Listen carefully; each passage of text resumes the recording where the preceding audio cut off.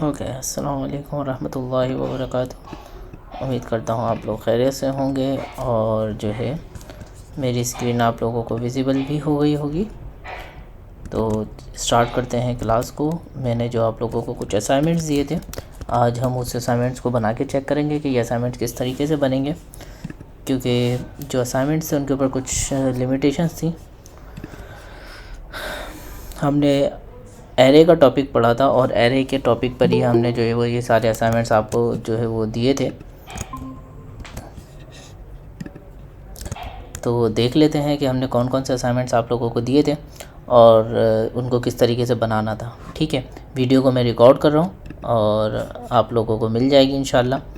ठीक है, ये वाला असाइनमेंट था position printer for from an array. ठीक है, तो हमारा ये असाइनमेंट था। इसमें करना क्या था, हमें एक फ़ंक्शन बनाना था जो 2 इनपुट लेगा। एक इनपुट जो है वो कोई भी एक एरे लेगा जो भी मैं देना चाहूँ, और सेकंड इनपुट कोई नंबर लेगा। Now search 5 in an array and print that positions and count them. तो हमें क्या करना था, हमें ये बताना था कि 5 जो है, जो भी नंबर मैं यहाँ पे इनपुट करूँगा सेकंड, तो वो कहाँ कहाँ जो है वो आ रहा है, उसकी इंडेक्सिंग पोजीशंस क्या है और कितनी दफ़ा पूरे लूप के अंदर वो पूरे एरे के अंदर वो आया है। ठीक है ना। तो हम जो है वो एक फटाफट जो है वो अपना कोर्स से एक नई क्लास बना लेते हैं और इसका नाम करते हैं पोजीशन प्रिंटर डॉट HTML, और प्रिंटर का भी स्मॉल और हाइफन। ठीक है, बंद करते हैं HTML और हम स्क्रिप्ट बना लेते हैं अपनी। ये आसान है, ज़्यादा मुश्किल नहीं है, बहुत आसान है। हमने कहा कि हमें एक फ़ंक्शन बनाना है। ठीक है, फ़ंक्शन का नेम रख देते हैं पोजीशन प्रिंटर। ठीक है,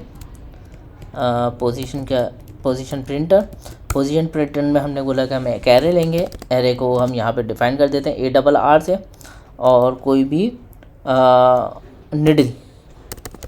ठीक है, कोई भी जो वैल्यू हमें फाइंड करनी है या जो सुई हमें ढूंढनी है, उसके लिए हमने इसका निडल का वेरिएबल बना लिया है।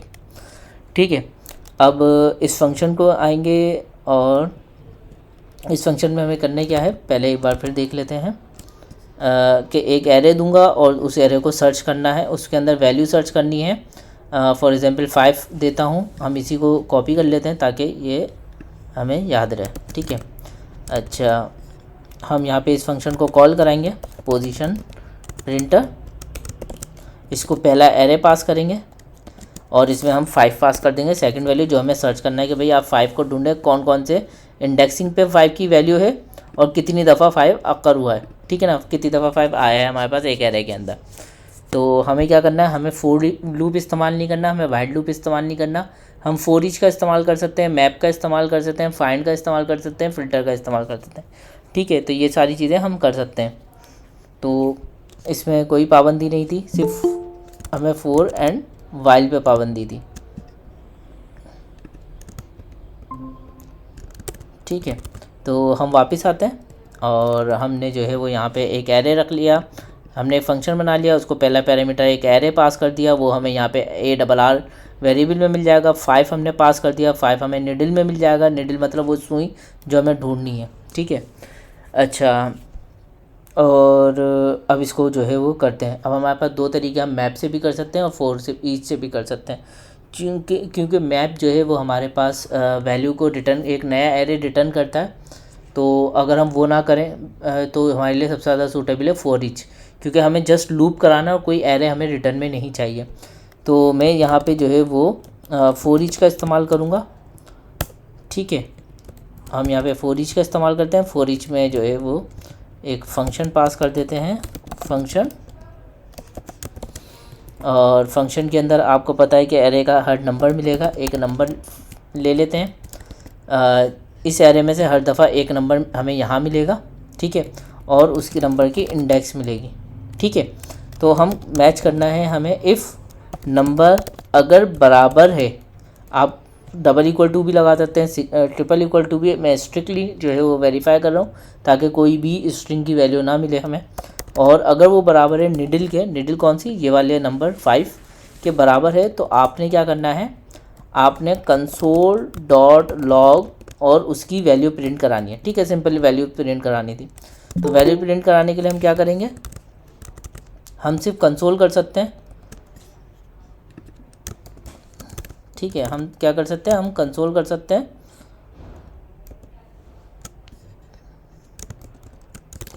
और डोंट वरी, ये वीडियो रिकॉर्ड कर रहा हूँ मैं और आप लोगों को ये वीडियो इंशाल्लाह मिल जाएगी। अच्छा,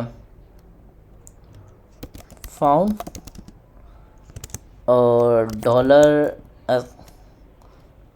फाउंड निडल एट कौन से नंबर पे मिली हमें, इंडेक्स के ऊपर, ये हमने प्रॉपर कर लिया। ठीक है, अब हमें काउंट भी करना है, तो हम क्या करेंगे, फंक्शन के अंदर एक वेरिएबल बनाएंगे काउंटर के नाम से और उसकी डिफ़ॉल्ट वैल्यू को 0 सेट कर देंगे और जैसे ही काउंटर यहाँ मिलेगा उसको या तो प्लस प्लस करवा देंगे। ठीक है, जो भी काउंटर की वैल्यू है प्लस प्लस हो जाए, या फिर आप प्लस इक्वल टू 1 कर सकते हैं। ठीक है, जो भी आपको ठीक लगे। और उसके बाद जैसे ही ये ख़त्म होगा उसके बाद हम यहाँ पे काउंटर को प्रिंट कर देंगे कंसोल टोटल occurrence। ओके,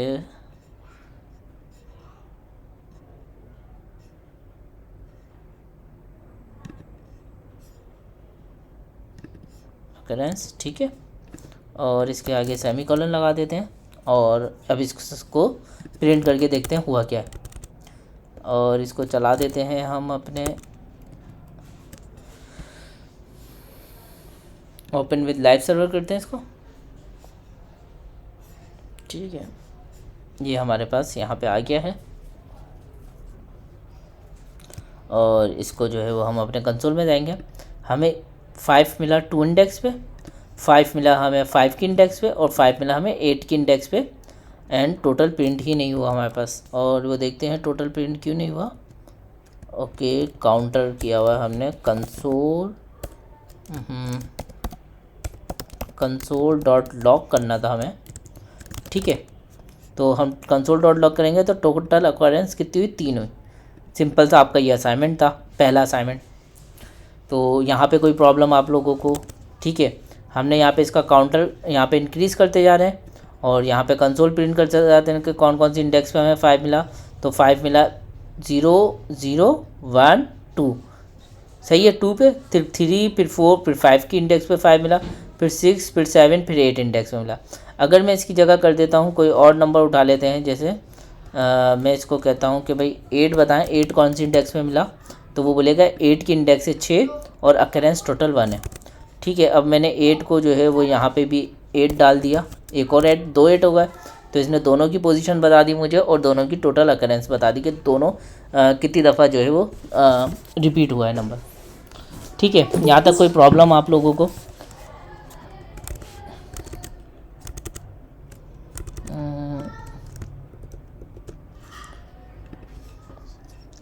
यहाँ तक कोई प्रॉब्लम आप लोगों को? मेरी वॉइस क्लियर है, स्क्रीन नज़र आ रही है या कोई प्रॉब्लम तो आप बता सकते हैं। आप लोगों की आवाज़ और मैसेज नहीं आ रहा तो अच्छा, नो प्रॉब्लम, सब क्लियर है, गुड हो गया। ठीक है, ये वाली बात समझ में आ गई आप लोगों को? ठीक है, ये वाला असाइनमेंट क्लियर हुआ? आसान था या मुश्किल? यह आप लोगों ने बनाया था? तो आपने किस तरीके से किया? निडल का मतलब कोई भी वेरिएबल नेम है, कोई आप नंबर कर लो उसको।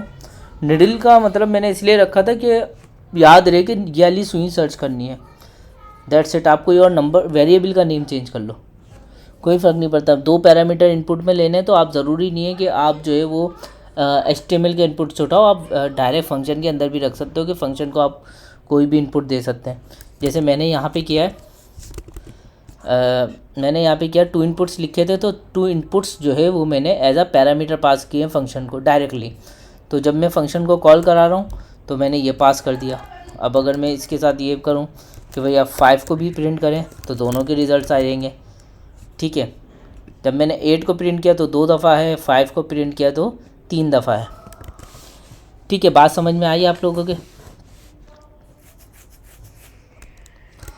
तो आपने किस तरीके से किया मुझे नहीं पता, एलिमेंट यूज़ किया था थोड़ा डिफरेंट वे था, कोई मसला नहीं। अगर वो तरीक़ेकार यही है, मतलब काम परफॉर्म यही कर रहा है तो कोई इशू नहीं है, ठीक है।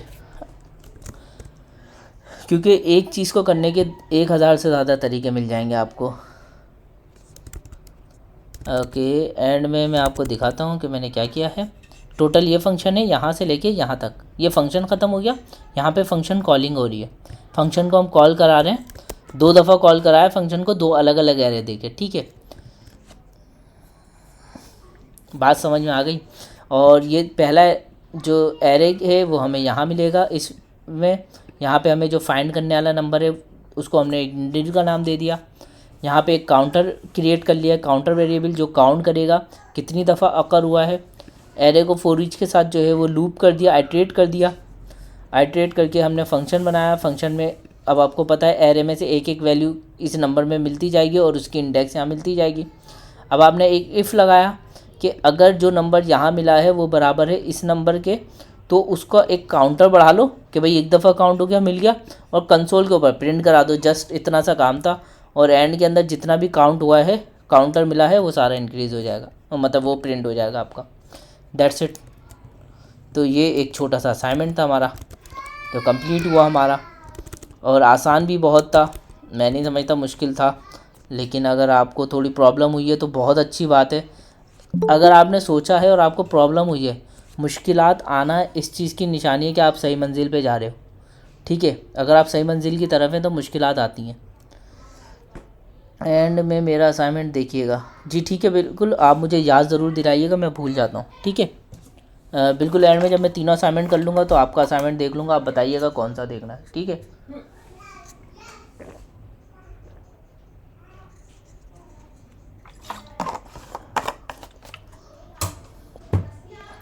ओके, वैसे नो डाउट कि जो मज़ा आता है वो गूगल मीट पर ही आता है, फिर यूट्यूब से ज़्यादा। क्या कहते हैं आप लोग?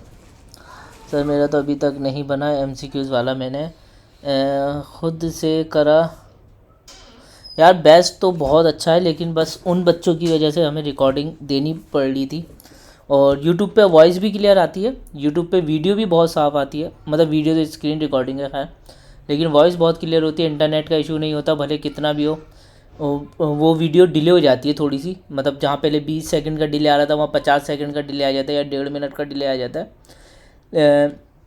ये यूट्यूब वीडियो में हो जाता है, लेकिन उसका फ़ायदा ये होता है कि मेरी वॉइस ख़राब नहीं आती, वॉइस में जो है वो नॉइज़ नहीं होती है, ख़ुद जो है ना यूट्यूब हैंडल कर रहा होता है, तो बहुत अच्छी बात है।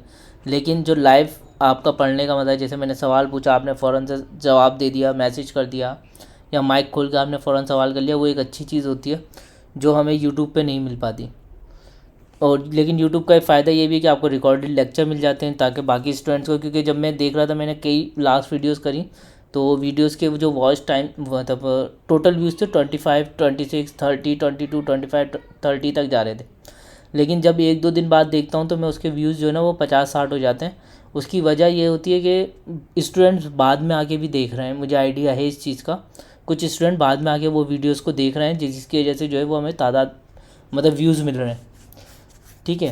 तो उनका भी फ़ायदा है कि उनके लाइट नहीं है, और रमज़ान की वजह से टाइमिंग की बड़ी प्रॉब्लम है, जैसे आप लोगों को भी थी। जी हाँ, इधर वॉइस का इशू होता है, ये मुझे आइडिया है इस चीज़ का, लेकिन आप को मसला नहीं है। ये वीडियो मैं रिकॉर्ड कर रहा हूँ, जब मैं रिकॉर्डिंग अपलोड करूँगा यूट्यूब पे, तो वहाँ पे आपको वॉइस इशू नहीं आएगा इंशाल्लाह, क्योंकि वॉइस तो मेरे PC पे रिकॉर्ड हो रही है।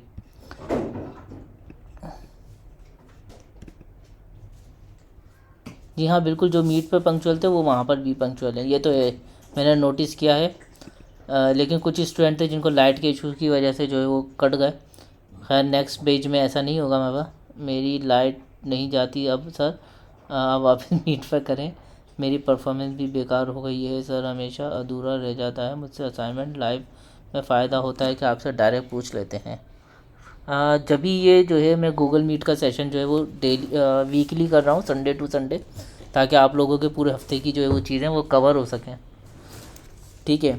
और हालांकि वैसे तो आम दिनों में मैं गूगल मीट पे नहीं कर रहा था, मतलब संडे की क्लास नहीं लेता, लेकिन सिर्फ रमज़ानों में भी जो है वो ले रहा हूँ, ताकि आप लोगों का भी जो है वो अच्छे से पढ़ लो थोड़ा सा। ओके,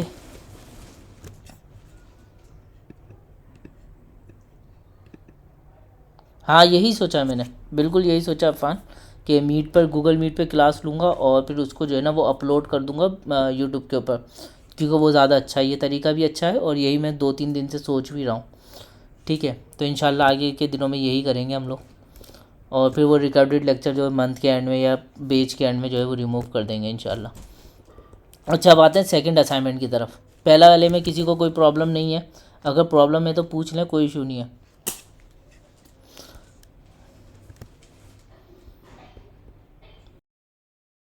दूसरा वाला था टेबल प्रिंटर। ओके, इसको खोल लेते हैं, तो इसके इंस्ट्रक्शन देख लेते हैं।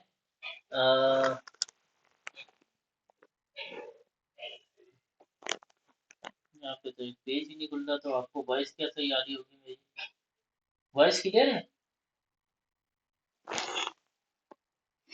मेरी वॉइस नो डिस्टॉर्शन है?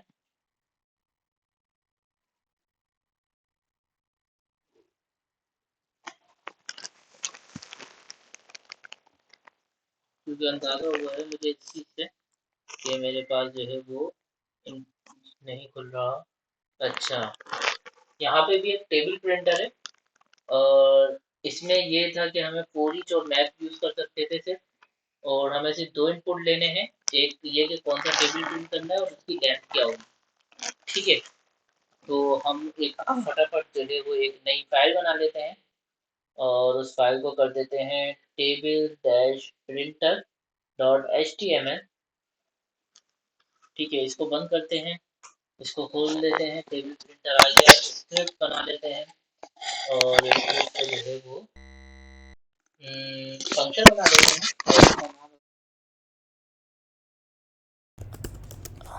ठीक है, अच्छा, टेबल प्रिंटर में दो पैरामीटर पास करेंगे। पहला इनपुट होगा कि कौन सा टेबल है, टेबल कौन सा है, और लेंथ, लेंथ कितनी है उस टेबल की। ठीक है ना?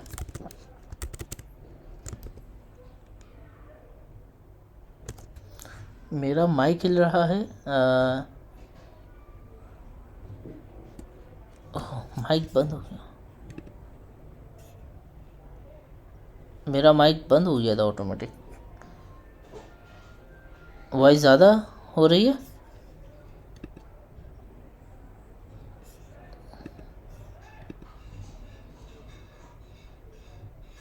नहीं यार, हैंड फ्री की प्रॉब्लम नहीं हो सकती मेरी, क्योंकि मेरी हैंड फ्री जो है वो मैंने जो परचेज़ की है। ओके,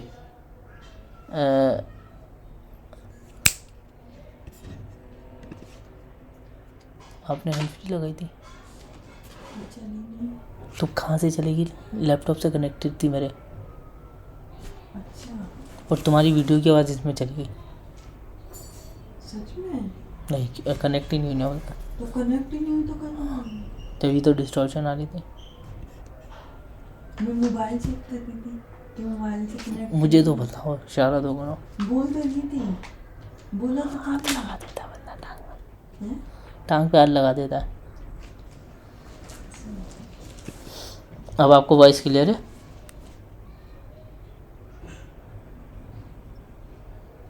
हेलो, अब आपको वॉइस क्लियर है?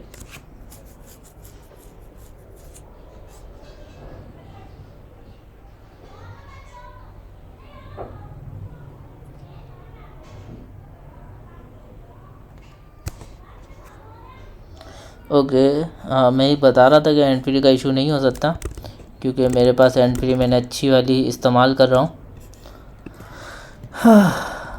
तो हैंड फ्री पे भरोसा है, हैंड फ्री जो है वो बुरी नहीं है मेरी।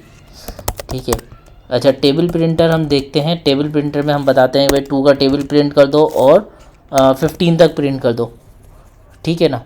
तो पहले तो हमने ये 2 चीज़ें दे दी, टेबल प्रिंटर का एक बनाया, कौन सा टेबल प्रिंट करना है 2 का, कहाँ तक प्रिंट करना है 15 तक, मतलब 2 15 था 30। ठीक है, अच्छा, कैसे प्रिंट करना है? तो हमने जो है वो ना फोर लूप का इस्तेमाल करना है, ना वाइल लूप का इस्तेमाल करना है, वरना तो ये गोली की तरह आसान हो जाता।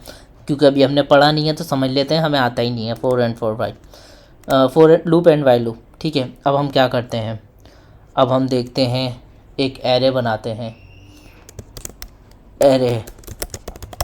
ठीक है, एरे कितना लंबा होगा, जो लेंथ हमने यहाँ से दी, तो ये बनेगा हमारा 15 लेंथ का एरे। ये याद है आप लोगों को? इसको कंसोल करके दिखा देता हूँ मैं आपको कि ये क्या है, और इसको जो है वो ओपन कर लेते हैं लाइव सर्वर के साथ। इसको बंद करते हैं, इसको ओपन करते हैं। अब ये एरे बना 15 लेंथ का, इसके अंदर एरे आ गया 15, एरे की लेंथ बन गई 15। ठीक है, और हमने एरे की लेंथ बना ली 15। आपने बताया था, ये मैंने आपको पहले भी बता चुका हूँ एरे के टॉपिक में, डॉट फिल। ये मैं आपको बता के गया था, हिंट दी थी मैंने आपको, जब आप इसको फिल करेंगे तो ये उस वैल्यू में, अभी इसकी लेंथ बनी थी कि 15 होगी, लेकिन इसकी 0 इंडेक्स पे और 1 इंडेक्स पे और किसी भी इंडेक्स पे कोई वैल्यू नहीं बैठी थी। जब मैं फिल कर दूंगा तो इसकी वैल्यूज़ आ जाएंगी, चाहे वो अनडिफाइंड हो चाहे वो नल हो, जो भी आप इसको एम्प्टी स्ट्रिंग वगैरह जो भी देंगे वो आ जाएगी। लेकिन मैं अभी इसको कुछ भी नहीं देता, मैं इसको कुछ भी नहीं दे रहा मिसाल के तौर पे। ठीक है, और मैं इसको करता हूँ, इसके दो तरीके हैं, आप मैप से करें या फोर ईच से करें। तो हम इसको करते हैं फोर ईच से, और मैप से भी कर सकते हैं, लेकिन मैं इसको फोर ईच से करता हूँ। फंक्शन बनाते हैं एक। ठीक है, फंक्शन का नेम नहीं रखते हम लोग, तो हमें पता है इसका हमें ये नहीं चाहिए, तो जो वैल्यू नहीं चाहिए उसको अंडरस्कोर लगा के छोड़ दें, कोई नाम देने की ज़रूरत नहीं है, वो नाम कर दें उसको। ठीक है, अंडरस्कोर भी एक वेरिएबल का नाम रखा जा सकता है, ठीक है ना, लेकिन अंडरस्कोर हम उस जगह पे इस्तेमाल करते हैं वेरिएबल का नाम, जो वेरिएबल हमें इस्तेमाल ना करना हो लेकिन देना पड़े।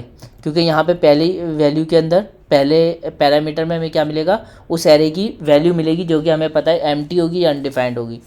ठीक है, लेकिन हमें उसका इस्तेमाल नहीं करना, तो हम उसको क्या करेंगे, हम उसको अंडरस्कोर लगा देंगे कि भाई इस अंडरस्कोर से पता चलता है कि आप ये वैल्यू इस्तेमाल नहीं कर रहे। समझे बात को?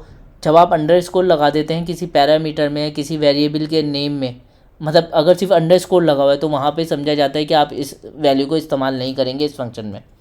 ठीक है, अच्छा दूसरी बात ये है कि हम इसकी इंडेक्स उठा लेंगे। इंडेक्स क्या मिलेगी, 0 1 2 3 4 5 6, इस तरीके से हमें क्या मिलेगी, इंडेक्स मिलेगी। अच्छा, अब पहले इसकी कंसोल करके डॉट लॉग करते हैं, और इसकी इंडेक्स को जो है वो प्रिंट करा के देखते हैं कि इंडेक्स कहाँ तक हमारे पास प्रिंट हो रही है। 14 तक प्रिंट हो रही है। ठीक है, ओके, हमें क्या प्रिंट करना है, हमें टेबल प्रिंट करना है, किसका, यहाँ पे जो भी नंबर आएगा उसका। तो हम पहले इसको जो है वो कर लेते हैं बैकटिक के साथ, और इसको जो है पहले प्रिंट करवाते हैं, जैसे 2 और इंडेक्स वैल्यू आएगी, इंडेक्स, और इंडेक्स में जो है वो +1 करना पड़ेगा हमें, क्योंकि 2 को 0 से शुरू नहीं करना हमें। तो ये हमारे पास बन गया 2 1 ज़ा 2 2 ज़ा 2 3 ज़ा, इस तरीके से जो है वो अब इक्वल टू, एंड देन हमारे पास जो भी वैल्यू बनेगी, तो हमारे पास क्या वैल्यू बनेगी, टेबल मल्टीप्लाई बाय इंडेक्स +1। ठीक है, इंडेक्स +1 क्यों किया हमने, क्योंकि 0 से स्टार्ट हो रहा है, तो लेकिन हमें क्या करना है, 1 से स्टार्ट करना है, और ख़त्म 14 पे हो रहा है, हमें 15 पे ख़त्म करना है। तो हमने उसकी इंडेक्स उठाई, उसको +1 करते गए और मल्टीप्लाई बाय 2 से कर दिया। तो जब ये पहले 0 आया इंडेक्स, तो इंडेक्स में 0 + 1 क्या हुआ, 1, और टेबल 2 था, तो 1 2 ज़ा 2 1 ज़ा 2, फिर 2 के टेबल में फिर ये तो 2 ही रहेगा, ये तो हमेशा कांस्टेंट है, ये तब्दील नहीं होगा। तब्दील क्या हो रहा है, इंडेक्स, अब इंडेक्स आई 1 1 + 1 2, तो 2 2 ज़ा 4। तो अब इसको देखते हैं, हमारे पास आंसर आया। देखें, मैंने बोला जो कहा था वो पूरा हो गया। ठीक है, यहाँ तक बात समझ में आई कि 2 का टेबल प्रिंट हो गया। अब अगर आपको प्रिंट करना है जैसे 9 का टेबल, और 5 तक। तो ये 9 का टेबल आपका प्रिंट हो गया 5 तक। आसान था।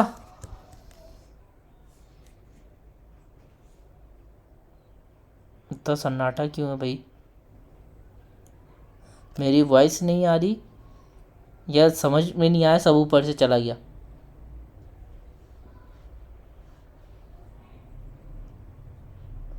आप दे सकते हैं, रिपीट करें सर? अच्छा रिपीट करता।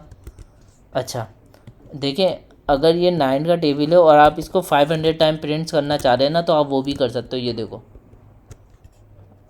कहाँ गया, ये रहा। ये देखें 9 को मल्टीप्लाई बाय 500 इक्वल टू 4500। ये देखें, आप जितना चाहे लेंथ बढ़ा सकते हैं, लेकिन मैंने आपको 15 जो है वो एक छोटी सी लेंथ दी थी। वो डिपेंड करता है कि आप सेकंड पैरामीटर की में जो है आप लेंथ यहाँ पे क्या दे रहे हैं। ठीक है, मैं इसको 5 दे देता हूँ अभी, ताकि ये आसान हो जाए। तो आपकी मर्ज़ी, आप 5 दें, 500 दें, 5000 दें या 5 लाख दें। ठीक है। अच्छा मैंने दोबारा से समझाता हूँ मैंने क्या किया। क्योंकि मैंने आप लोगों को बताया था कि एक फंक्शन बनाना है, उसमें 2 इनपुट लेने हैं, और 2 इनपुट आप चाहें तो एज अ पैरामीटर ले लें, आप चाहें तो HTML में यहाँ पे इनपुट रख लें और वहाँ पे एक बटन रख दें प्रिंट का, वहाँ पे प्रिंट के बटन पे क्लिक हो तो वो आ जाए। तो मैनिपुलेशन, HTML की मैनिपुलेशन और वैल्यू उठाना बहुत हो चुका था हमारे पास, तो इस वजह से मैंने वो HTML वाला पार्ट नहीं डाला। लेकिन अगर कोई HTML के हिसाब से करता तो भी हमें कोई इशू नहीं था। ठीक है, आपने फंक्शन से किया तो भी कोई मसला नहीं है।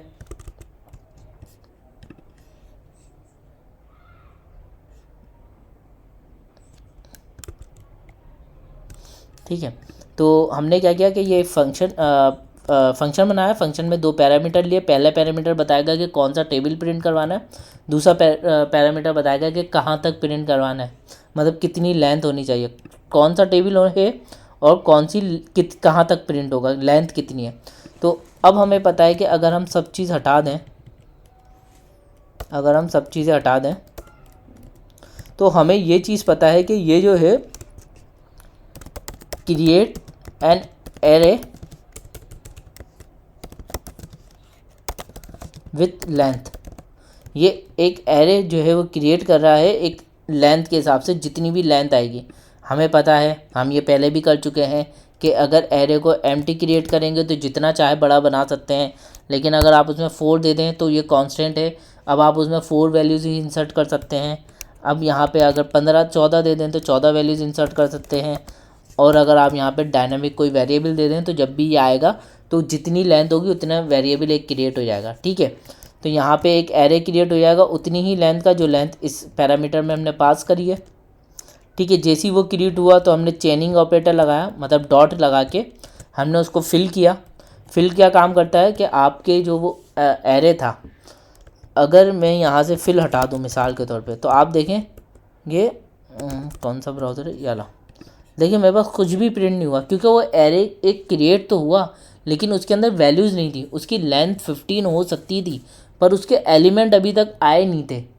हम उसकी फ्यूचर था कि हमने जब ये वाली बात लिखी यहाँ पे, तो इसका मतलब है कि एरे यहाँ पे क्रिएट हुआ है जिसमें 15 एलिमेंट आ सकते हैं पर अभी तक आए नहीं है। जब तक उसके अंदर एलिमेंट नहीं होंगे जब तक फॉर ईच नहीं चलेगा। ठीक है, जब तक एरे की के अंदर एलिमेंट ही नहीं होंगे तो फॉर ईच नहीं चलेगा। आपने यहाँ पे बताया कि इसके अंदर मैक्सिमम 15 एलिमेंट आ सकते हैं लेकिन अभी आए नहीं हैं, तो उनको लाने के लिए हमने ऑटोमेटिक फिलर का इस्तेमाल किया, जो कि एरे के अंदर मौजूद वैल्यूज़ को फिल कर देगा। और कितना फिल करेगा, जितनी उसकी लेंथ होगी वो फिल करता चला जाएगा। तो उसकी लेंथ 15 है या 14 है, जो भी आपने दिया, डायनामिक है, जेनेरिक है। तो जैसी उसके अंदर वैल्यू आएगी वो उसको फिल कर देगा। आप उसको जो है वो कुछ भी लिख के फिल करवा दें, वो आपको फिल करके दे देगा। ठीक है, लेकिन आप अभी हमने फिल नहीं करवाया, हमने डायरेक्ट बोला भाई आप फिल कर दो, तो उसने क्या किया, जैसा कि मैंने आपको दिखाया था, उसने एम्प्टी वैल्यूज़ क्रिएट कर देगा। अगर आप इसको कंसोल करके देखें, डायरेक्टली हम इसको कंसोल करते हैं यहाँ पे। ठीक है, और ये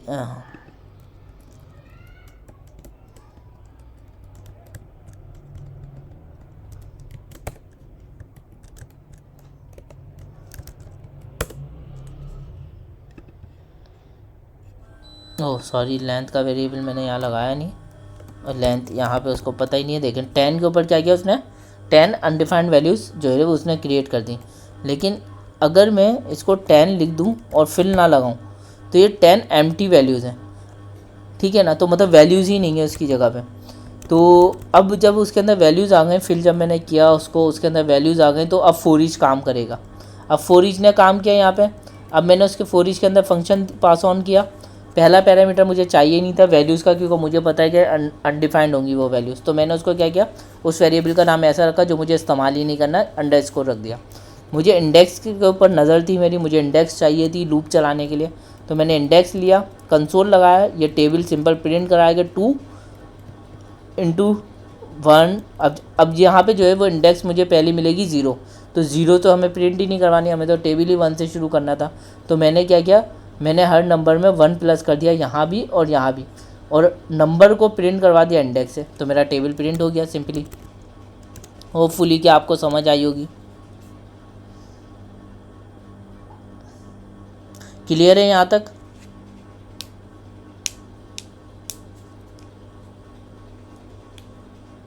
ओके गुड, आगे बढ़ते हैं थोड़ा, तीसरे असाइनमेंट की तरफ आते हैं। और तीसरा असाइनमेंट देखते हैं क्या था हमारे पास।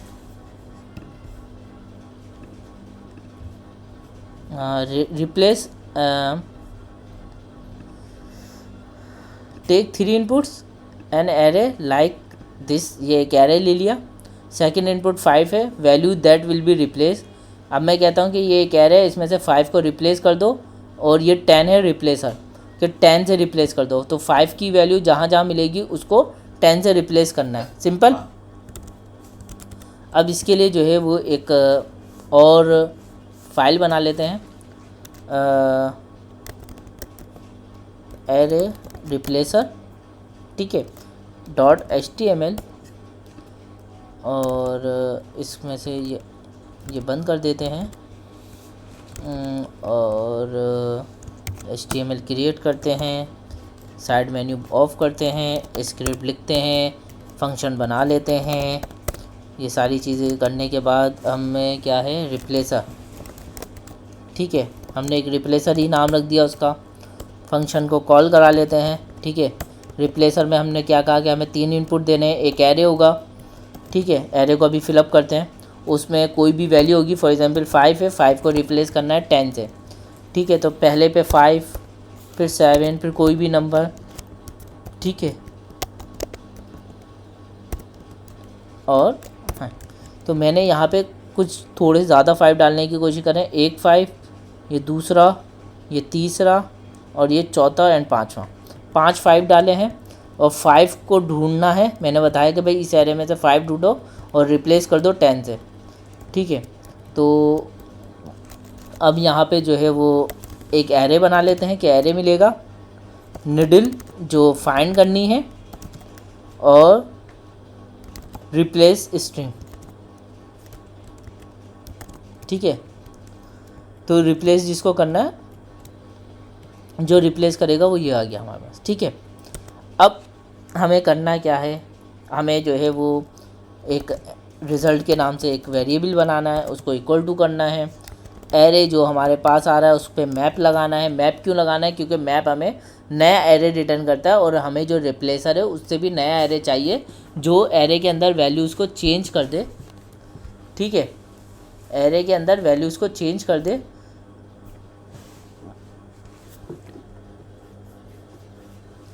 और फंक्शन और नया एरे हमें रिटर्न करके दे। तो अब इसके अंदर हम जो है वो नंबर लेते हैं, जो भी नंबर हमारे पास आ रहा है, एरे का नंबर आ रहा होगा। इफ़ नंबर बराबर है निडल के,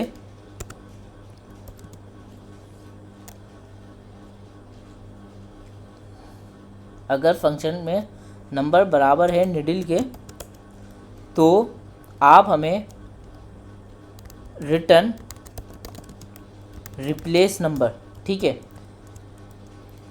इस नंबर को रिप्लेस कर दो, जो नंबर है उसको यहाँ से रिटर्न करेंगे तो वो उसकी जगह ले लेगा। एल्स रिटर्न नंबर, जो भी नंबर आ रहा है उसको एज इट इज़ रिटर्न कर दो, ठीक है। चेक करते हैं, रिज़ल्ट को प्रिंट कराएंगे यहाँ पे कंसोल डॉट लॉग और इसको करते हैं बिफोर जो है हमारे पास एरे क्या था, जो एक एरे आया वो बिफोर क्या था एंड आफ्टर क्या हुआ। आफ्टर जो है वो हमारे पास रिज़ल्ट में आएगा, मिलेगा। तो बिफोर पहले हमें क्या वैल्यू मिली थी वो, और जो बाद में मिली वो क्या थी। ठीक है, ओके हम इसको जो है वो ओपन कर लेते हैं। हमने पूरा फंक्शन लिख लिया, चला के देखते हैं इसको।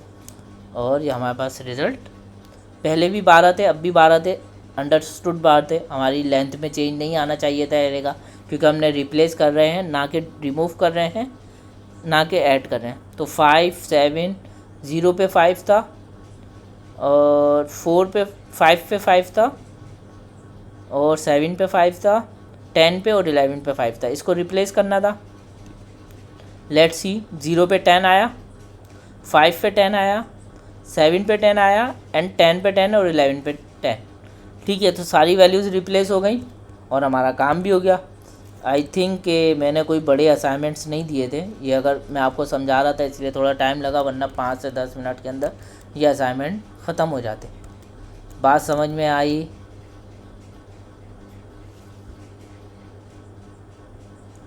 बात समझ में आई? कोई मुश्किल थे ये असाइनमेंट?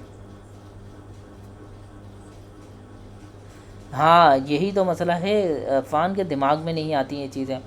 इसकी वजह यह है कि हम लोगों ने बेसिकली क्रिटिकल काम नहीं करे, मतलब सोचने वाला काम नहीं करा। हम लोगों ने फ़ैसले नहीं लिए। मतलब अगर हमें सोचते नहीं है ना हम लोग, हमें सोचने का मौका ही नहीं मिलता। अगर हम सोचते ही नहीं है, इस वजह से जो है हमारा कोडिंग में माइंड नहीं चलता। क्योंकि कोडिंग में जब आपको मैं असाइनमेंट देता हूँ ना, उसके लिए आपको लिखना कितनी लाइन का कोड है यार, ये मुझे बताओ कितनी लाइन का कोड है। ये जो है अभी ये इस इतनी लाइंस का बन रहा है, जो 11 से लेके 21 तक जा रहा है, 10 लाइन का कोड है।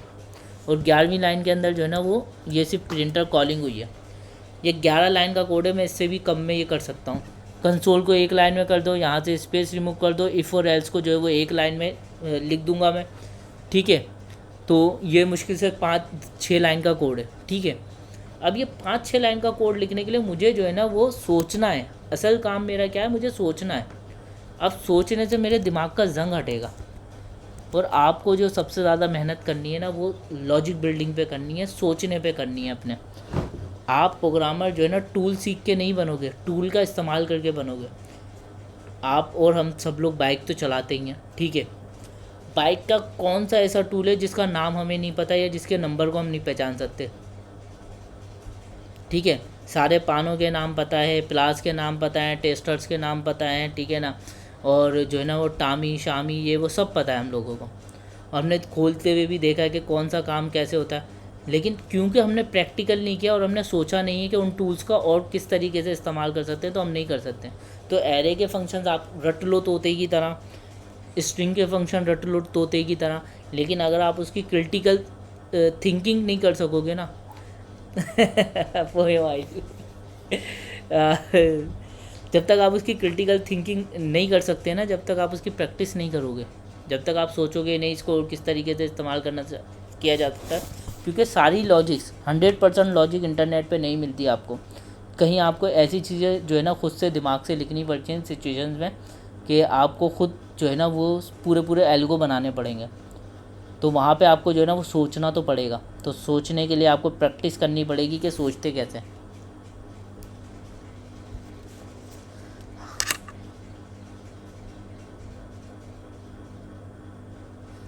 लास्ट वाला जो हम मेरी रहनुमाई फरमाएं, माशाल्लाह इतनी खालिसन उर्दू। अच्छा, आपका रिप्लेसर वाला असाइनमेंट चेक करना है? ठीक है, मैं चेक कर लेता हूँ 1 मिनट में।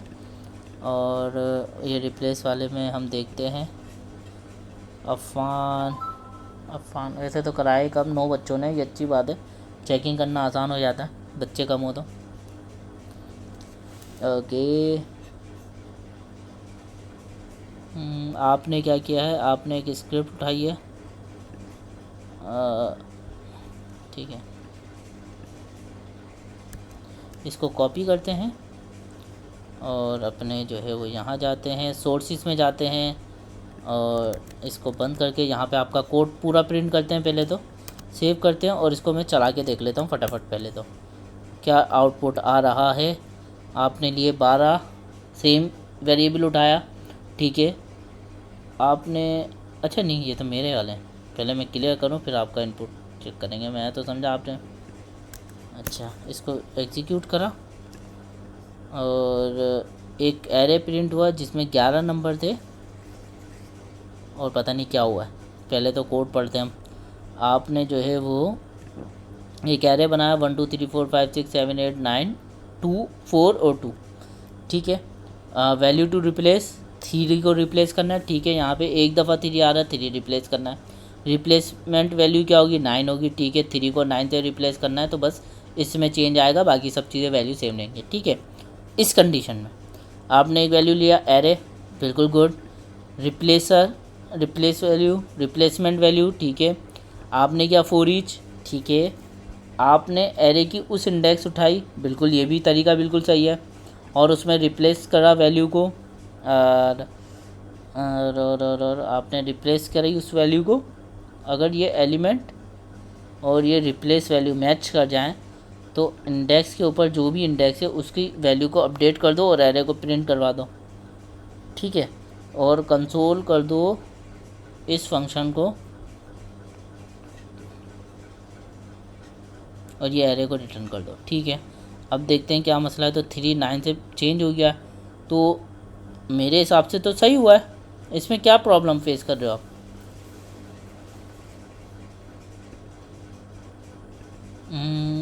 कहाँ गए? प्रॉब्लम नहीं है। आपकी अप्रोच जो है वो डिफरेंट है, मेरी अप्रोच डिफरेंट थी। तो अप्रोच अगर आपकी मुझसे मुख्तलिफ है तो इसमें कोई इशू नहीं है, क्योंकि ये दो प्रोग्रामर कभी भी सेम अप्रोच से जो है वो कोड लिख दें, ज़रूरी नहीं है।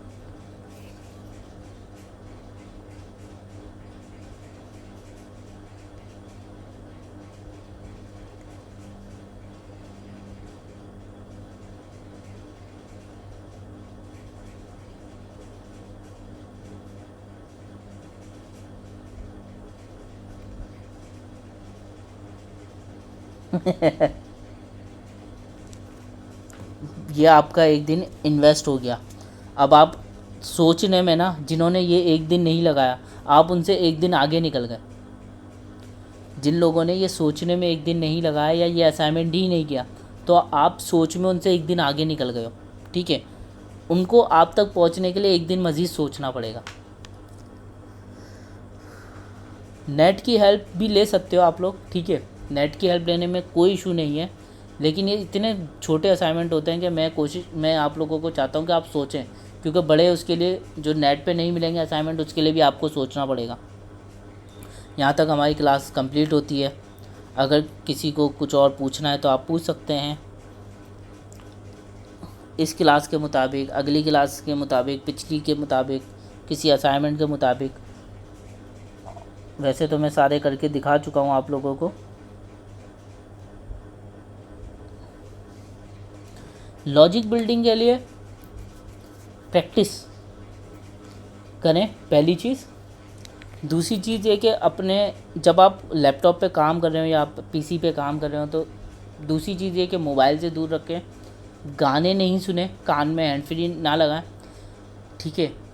और दो काम एक साथ ना करें, लड़कों को ये सजेशन है, क्योंकि जो मेल इंसान, जो हमारा मर्द होता है या लड़का होता है, उसका जो दिमाग होता है वो एक वक्त में एक टास्क करने के लिए बना है, ठीक है, साइंटिफिकली।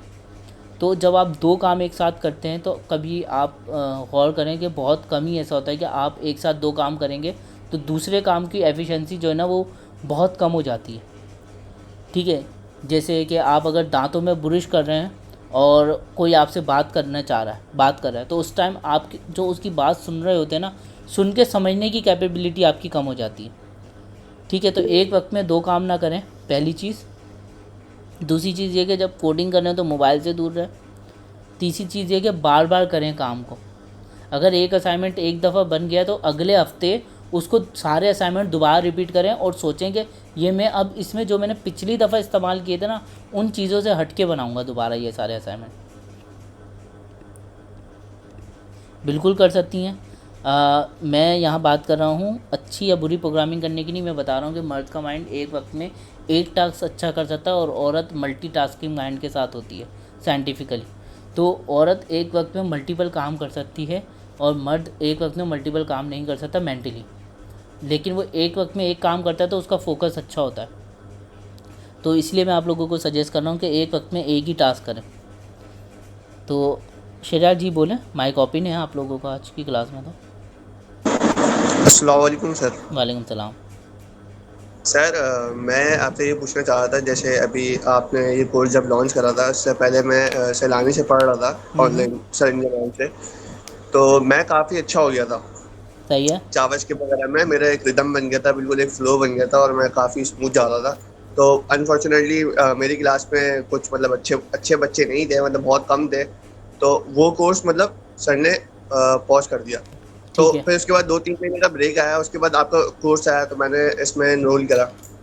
आपसे एचटीएमएल सीएसएस पढ़ी और अच्छी हो गई और हाथ अच्छा बैठ गया। मगर जब मैं जावास्क्रिप्ट पर आया सर, मैं बिल्कुल ऐसा हो गया था, बिल्कुल मतलब एकदम नल हो जाता है ना बंदा, वैसे कुछ चीज़ें याद थी। अब जिस तरह आपने शुरू में जो टास्क दिए थे वो मेरे लिए बहुत ईजी थे, क्योंकि मैं बना के बैठा हुआ था और मैंने अच्छी खासी मतलब जावास्क्रिप्ट सीखी हुई थी।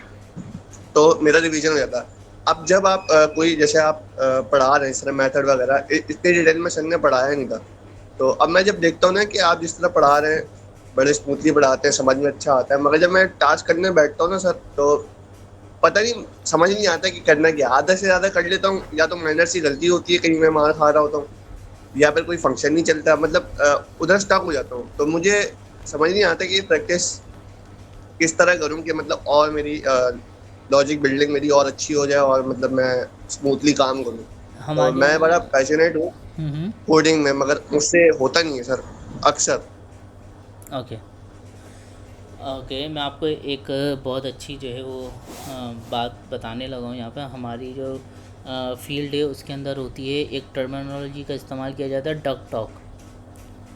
DUCK, duck talk, TALK talk. बतख से बात करना समझे। तो इसमें होता ये है कि जब हम लोग स्टक हो जाते हैं ना, जब हमें समझ ही नहीं आता कि क्या करना है, तो हम डक टॉक करते हैं। डक टॉक का मतलब है कि हम या तो खुद से बात करें पूरी चीज़ के, मतलब आप बोलें, खामोश नहीं बैठें, सोचें नहीं, मुंह बंद करके सोचना नहीं है अब आपको मुंह खोल के बात करनी है और ख़ुद से बात करनी है। या आप अपने सामने कोई बैठा लें, कोई बच्चा है या कोई गुड्डा है या कोई बतख है, कुछ भी आपने सामने रखना है और उसको अपनी प्रॉब्लम बतानी है कि यार देखो सर ने एक असाइनमेंट दिया। मैं फॉर एग्जांपल मैं कंसीडर कर रहा हूँ कि मेरे सामने एक बतख रखी है या कोई गुड्डा रखा है, या फिर मैं अपने आप से बात कर रहा हूँ कि यार सर ने जो, अब मुझे बोलना है, खामोश नहीं रहना। ये पॉइंट वाली बात है कि बोलना है, ज़बान हिलानी है और आवाज़ निकलनी है इतनी कि मेरे कानों तक आए। ठीक है ना। तो ये की पॉइंट बता रहा हूँ, बहुत बड़ा फैक्टर है। आजमा के देख लेना, आप बोलोगे सर ये जादुई तावीज़ दे दिया आपने मुझे। ठीक है। अब होगा क्या कि आप बैठ के बात करोगे, शुरुआत बिल्कुल बेसिक बच्चों की तरह अपने आप को समझाना शुरू करो। अपने अपने टीचर खुद बन जाओ। बच्चों की तरह कैसे समझाओगे? यार सर ने जो है ना मुझे 3 असाइनमेंट दिए थे एरे वाले, एरे के टॉपिक से मैंने शुरू किया। अब वो एरे के टॉपिक से मैंने शुरू तो कर लिया, मेरे 2 असाइनमेंट बना लिया, अब एक नहीं बन रहा। अबे यार क्यों नहीं बन रहा? यार मसला यह आ रहा है कि वो जो असाइनमेंट सर ने दिया है ना, वो हमें दिया है कि अभी तक तो 2 पैरामीटर वाले दे रहे थे, फिर अचानक सर को पता नहीं क्या हो गया 3 पैरामीटर वाले दे दिए।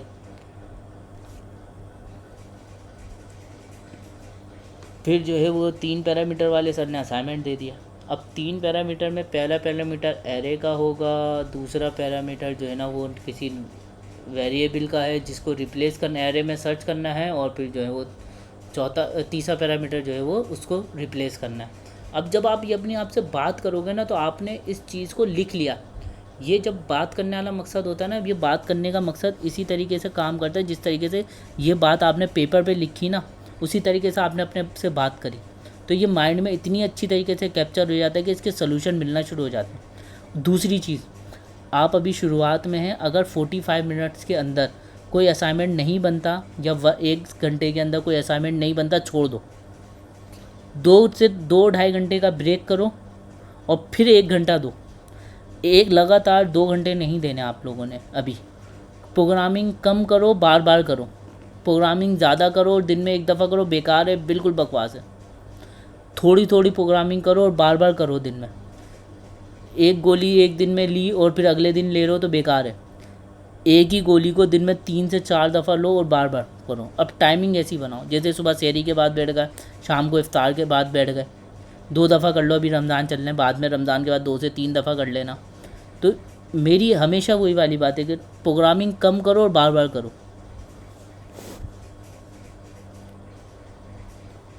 फ्रस्ट्रेट होने के बाद आपका टाइम वेस्ट होना शुरू हो जाता है। आपके पास कोई टाइम नहीं बचता काम करने के लिए, मतलब दिमाग ही नहीं है तो करोगे क्या लैपटॉप खोल के, ये मुझे बताओ। जब आपके पास दिमाग ही नहीं बचा, फ्रस्ट्रेट हो चुके हो आप, तो कोडिंग नहीं करोगे। तो बेहतर ये, जाओ पीसी बंद करके जाओ, आराम से रिलैक्स करो, रिलैक्स होके वापस आओ काम करने।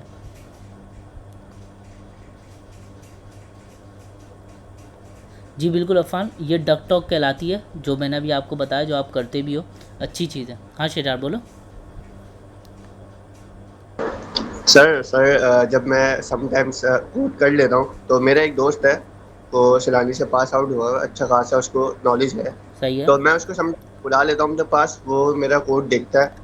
तो समटाइम्स मेरी ना छोटी गलती होती है, जब वो सही कर देता है ना, सिर्फ जैसे एक माइनर सी गलती होती है, एक छोटा स्टेप, जब वो ठीक करके दिखा देता है तो मुझे इस बात पे इतना दुख होता है कि यार मैंने इतनी छोटी गलती पकड़ नहीं पाया। तो उससे ना मुझे और दुख होता है कि यार मैं तभी सीख नहीं पाऊंगा, तो एक तरीके से डीमोटिवेशन भी होती है मुझे। तो इस तरह का ना मतलब अजीब से मतलब वो होता है कि यार ये भी नहीं आता मुझे, मतलब इस तरह भी मैं मतलब इतना पढ़ लिया मैंने, उसके बावजूद भी मैं ये नहीं कर सकता। तो जो अगला बंदा है वो हंस रहा होता है, तो मुझे ना थोड़ा अजीब सा लगता है कि यार ये हो क्या रहा है मेरे साथ। दो मशवरे दूंगा मैं आपको यहाँ पे, ठीक है। बहुत अच्छी बात है कि आप जो खुल के बात कर रहे हैं मेरे से, बहुत अच्छी बात है। यहाँ पे 2 सजेशन है मेरी। पहली चीज़, दोस्त को अपना कोड दिखाना छोड़ दो ठीक है, क्योंकि ये जब स्पून फीडिंग शुरू हो जाती है ना, तो आप डिपेंडेंट हो जाते हो दूसरे के ऊपर, कि दूसरा वेरीफाई करके बताएगा कि आपका कोड सही है या नहीं। ठीक है, फ़ैसला तो मैंने ले लिया, लेकिन मुझे अम्मी बताएंगी कि यार मुझे ये फ़ैसला सही है या नहीं, मुझे कंप्यूटर साइंस में जाना चाहिए या मैं मेडिकल में चला जाऊँ। अम्मी से पूछता हूँ या अब्बू से पूछता हूँ? भाई क्यों पूछना है? ना अम्मी से पूछना है ना अब्बू से पूछना है। वो 30 साल पुरानी सोच लेके बैठे हैं, और अगले 3 महीनों बाद जो है ना, कंप्यूटर का दौर ख़त्म होने वाला है आगे। ठीक है, रोबोट्स आने वाले हैं, समझ लो मिसाल के तौर पे। तो उनको नहीं पता कि क्या करना है और कैसे करना है। तो ये बात छोड़ दो, अपने दोस्तों से मशवरा करना छोड़ दो। प्रोग्रामिंग के हवाले से, प्रोग्राम जो आप प्रोग्राम लिखा हो उसको वेरीफाई मत करो, पहली चीज़ किसी से भी। पहला काम ये करो। दूसरा काम ये करो आप कि अपने एक असाइनमेंट बनाओ ना, जो मैं एक असाइनमेंट दे रहा हूँ, आप उसको 2 तरीके से बनाओ, 2 अलग अप्रोचेस से बनाओ। आज जो है आप अहद कर लो कि मेरे जितने भी प्रीवियस असाइनमेंट है, भले मैंने वेरिएबल वाले असाइनमेंट दिए हों आपको, वो आप जाओ दोबारा से उठाओ, जैसा आपने किया था उसको उस तरीके को छोड़ कर दोबारा दूसरे तरीके से बना के देखो। जब आप पूरे असाइनमेंट पीछे से बनाते हुए आओगे ना, दूसरे तरीके से, दूसरे अप्रोच से, दूसरे मेथड से, दूसरी थिंकिंग लॉजिक से, तो आप जब मेरे आज के असाइनमेंट पे पहुँचोगे ना, आप जो है ना बोलोगे सर ही मैं कामयाब हो गया। बस 10-12 असाइनमेंट है, ज़्यादा नहीं है। बस ये 2 काम कर लो, अगले हफ्ते तक कर लो, अगले हफ्ते बात करेंगे इस टॉपिक पे, ठीक है। और किसी का कोई सवाल है? शेर इसको एज अ चैलेंज लो और अगले हफ्ते तक ये 2 काम करो।